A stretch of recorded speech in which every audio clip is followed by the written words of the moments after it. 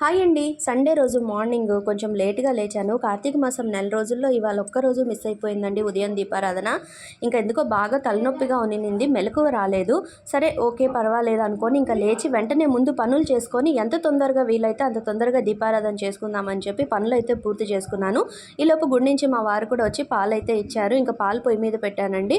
పిల్లాడు వీడేమో జీవను మా వారిని బండి నడుపుతానని చెప్పి గొడవ చేస్తూ ఉంటాడు. అన్నయ్యకి 10th క్లాస్‌లోనే ఇచ్చారు కదా, నేను ఒక్కసారి నడుపుతాను అని చెప్పి మా వారు కనిపించినప్పుడు అంతా గోల్ చేసేస్తూ ఉంటాడు. మొత్తం మీద వాడికి ఏదో సదిరి చెప్పేసి మా వారు బయటకైతే బయలుదేరారు. ఇంకా నేనైతే గ్రీన్ టీ తాగకుండా కాఫీ తాగానండి. ఇంకా పిల్లలకి కూడా పాలు కలిపి ఇచ్చేసి నేను ఫ్రెష్ అయిపోయి వచ్చి స్టవ్ మీద ఇడ్లీ పెట్టేశాను. అలాగే టమాటా చట్నీకి వేసేసి దీపారాధన అయితే చేసేసుకున్నానండి. ఇంకా నా పూజ పూర్తయ్యేలోపు టమాటా చట్నీ కూడా రెడీ అయిపోయింది.